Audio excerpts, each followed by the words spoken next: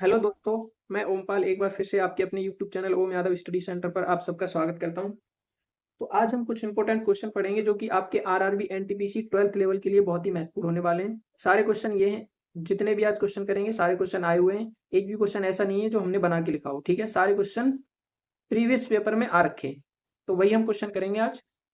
तो देखो, class start करने से पहले यदि आप हमारे चैनल पर नए हैं तो चैनल को सब्सक्राइब करें और बेल आइकन प्रेस करें, जिससे कि आने वाली वीडियो की नोटिफिकेशन आपके पास सबसे पहले पहुंच सके। अब देखो, हमारे पास ये क्वेश्चन दिया है। इस क्वेश्चन को ट्रिक ट्रिक से कैसे कर सकते हैं हम? इतना बड़ा क्वेश्चन हमें सेकंडों में कैसे करना है?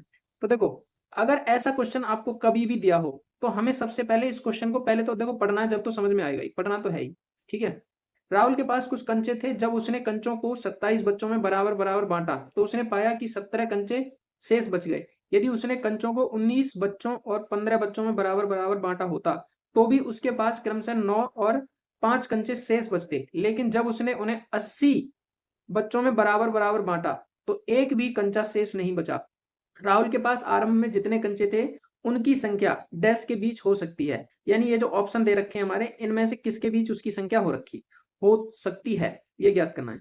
अब देखो, हमें हमें क्या करना है कि अगर वो 27 बच्चों में बांट रहा है फिर भी 17 कंचे बच रहे हैं, अगर वो 19 बच्चों में बांट रहा है फिर भी बच रहे हैं, तो हमें करना क्या है, हमें सबसे बड़ी संख्या ले लेनी है। अब देखो, सबसे बड़ी संख्या इसमें 80 है, और 80 जब बांट रहा है तो कुछ भी शेष नहीं बच रहा। जब 80 बांटता है तो कुछ भी शेष नहीं बच रहा। अब इस 80 को तो हमने ले लिया। अब इन ऑप्शन को हमें देखना है कि ऑप्शन में सबसे छोटी संख्या देखो क्या है। ऑप्शन में देखो, सबसे छोटी संख्या है 50 और 70, 5070। और एक सबसे बड़ी संख्या कौन सी है? सबसे बड़ी संख्या ले लेंगे 51 50 है, यानी 51 और 50। ऐसा क्वेश्चन जब होगा, जब ये ट्रिक काम करेगी, ध्यान रखना। इसका देखो डिफरेंस कितना है, इसका डिफरेंस आपको 80 ही मिलेगा, क्योंकि 70 और देखो 50 यानी 30 50 80 होता है। अब ये 80, तो मुझे यहां से ये पता चल रहा है कि 80 ही इसका डिफरेंस आ रहा है, और 80 ही यहाँ पे क्या है हमारा। जब 80 बच्चों में बांट रहा है तो बराबर बराबर आ रहा है, ठीक है, बराबर बांटा जा रहा है, तो कोई भी कंचा शेष नहीं बचता। लेकिन अभी हमारा क्वेश्चन यहाँ हुआ नहीं है। अब हम क्या करेंगे, जो हमने छोटी संख्या मानी है उसमें इस 80 का भाग दे दो, यानी 50 70 में अगर मैं 80 का भाग दूं तो देखो कितनी बार जाएगा, ये जाएगा 8 से कटेगा, 8 से 56, नहीं 6 बार कटेगा। 8 6 48, ये कितना बचा 7, और ये बचा 2, और तार लो 0। कितनी बार जाएगा? 3 बार जाएगा। 8 तिया 24, 240। अब कितना बचा? 30 बचा। कितना बचा? 30। अब देखो यहाँ पे हमारा 30 बचा। अब इस 30 को मैं अगर पूरा विभाजित करूं तो मुझे यहाँ पे 50 करना पड़ेगा ऐड इसमें। यानी इसमें अगर मैं 50 ऐड करता हूं जब ये 80 से कट सकता है, जब भी तो कटेगा। तो क्यों ना मैं 50 70 में अगर 50 ऐड कर दूं तो कितना बनेगा? ये बन जाएगा आपका 0 7 5 12 1, यानी 5120। अब देखो 5120 किस किस के बीच में आएगा? देखो 5110 से 5130, तो पहला ही ऑप्शन हो जाएगा, इसी के बीच आएगा हमारा 5120, ठीक है। तो आपको अगर ये समझ में आया तो बहुत ही आसान है, इस क्वेश्चन को करना बहुत ही आसान है। ऐसा कोई भी क्वेश्चन आता है इस ट्रिक से हम कर सकते हैं। अगला क्वेश्चन लेते हैं हम आज का। अगला क्वेश्चन है, देखो हमारे पास, यदि कॉट ए बराबर 3/4 और साइन 3a का मान ज्ञात करना है। तो हमें पता है, अगर मान लो हमारे पास कोई राइट एंगल ट्रायंगल है, ठीक है, और कॉट ए का मान दे रखा है 3/4। तो कॉट ए क्या होता है? आधार बट्टे लंब, यानी आधार कितना है 3 और ये लंब। तो जब ये ट्रिपलेट हमारे पास होती है 3 4 5, तो ये 5 हो जाएगा। अब हमें साइन 3a, तो साइन थ्री ए बराबर, अब डायरेक्ट तो रख नहीं सकते, देखो यहाँ पे तो ए है यहाँ 3 है, तो इसका फॉर्मूला होता है साइन ए, सॉरी 3 साइन ए और माइनस के 4 साइन क्यू ए, ये फॉर्मूला होता है। मान रख देंगे। साइन थीटा बराबर क्या होता है? लंब बट्टे कर्ण। क्या होता है? लंब बट्टे कर्ण। तो कर्ण ये है और लंब क्या है? 4। तो ये कितना हो जाएगा? 3 इंटू लंब, कितना है लंब? 4/5 माइनस 4 इंटू 4/5 का होल क्यू हो जाएगा। ये हो जाएगा 4 पंजे 20/5 माइनस 4 चौक 16 चौका 64, और 64 चौका कितना हो जाएगा? 200, 256 हो जाएगा। और बट्टे में कितना आएगा? 5 पंजे 25 पंजे 125, ठीक है। 5 का क्यू 4 का क्यू और 4 का गुणा कर दिया।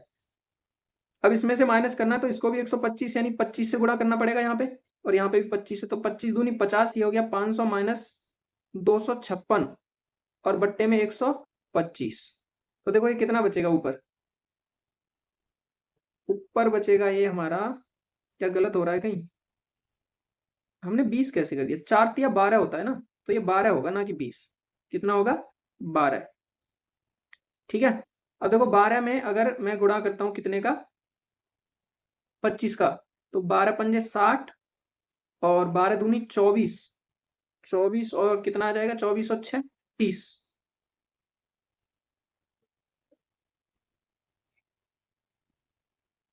300 आ जाएगा। ठीक है, अब 300 में से 256 माइनस करेंगे तो कितना बचेगा 44 और नीचे 125। ऑप्शन नंबर हमारा 3 हो जाएगा करेक्ट। ठीक है, अगले क्वेश्चन को और एक मैंने लिया इसी का, तो उसको भी देख लेते हैं। जैसे देखो दे रखा है साइन ए बराबर 1/2 और कॉस बी बराबर भी क्या है 1/2, तो ए प्लस बी का मान ज्ञात करना है। अब देखो साइन ए बराबर 1/2 है, तो साइन ए का मान 1/2 किस में होता है साइन 30 का मान होता है।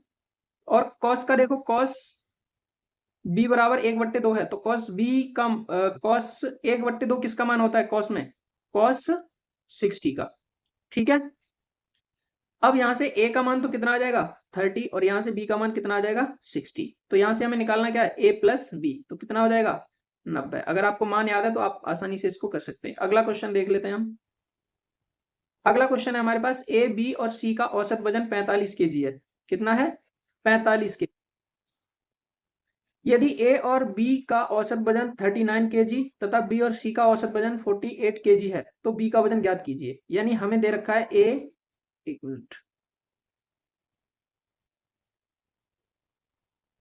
ए प्लस बी प्लस सी, इसका औसत वजन दे रखा है 45, तो गुणा 3 करेंगे तो कितना आएगा 3 5 15, 3 चौक 12 और 13, 135 आ जाएगा। इन दोनों तीनों का जोड़ेंगे तो एक का 45 है, औसत क्या होता है एक का ही निकलता है ना औसत, तो एक का 45 है, तो हमारे पास तीनों का कितना हो जाएगा 135।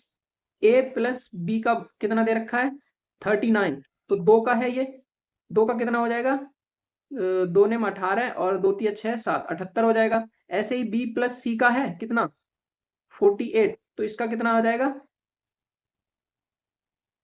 दो का गुणा कर देंगे, 2 8 16 2 चौक 8 और 1 9 96। अगर हम इनका जोड़ें तो देखो यहां से निकलेगा, जोड़ते नहीं, यहां से जोड़ना नहीं है हमें, हमें क्या करना है अगर a प्लस बी का वजन मैं यहाँ पे रख दूं तो इसमें से माइनस हो जाएगा, तो यहाँ पे c का निकल आ जाएगा। यानी 78 अगर मैं माइनस कर दूं यहाँ से तो 15 में से 8 जाएंगे तो कितना बचेगा 7, और 12 में से 7 जाएंगे तो कितना बचेगा 5, यानी c का वजन कितना आ गया 57 और b प्लस सी का वजन कितना है 48। तो यहां से अगर सॉरी 48 नहीं है 96, कितना है 96। अब हमें निकालना किसका है बी का, तो सी का अगर मैं 57 यहां से माइनस कर दूं तो कितना आ जाएगा 8 में से 5 या 3 39। ऑप्शन नंबर है दूसरा हमारा करेक्ट हो जाएगा। ठीक है, आशा करता हूँ क्वेश्चन समझ में आया होगा। तो आज के लिए इतना ही करेंगे हम। ठीक है, तो आशा करता हूँ क्वेश्चन समझ में आए होंगे। अगर आप हमारे चैनल पर नए हैं तो चैनल को सब्सक्राइब करें और बेल आइकन प्रेस करें, जिससे कि आने वाली वीडियो की नोटिफिकेशन आपके पास सबसे पहले पहुंच सके। वीडियो देखने के लिए धन्यवाद। जय हिंद।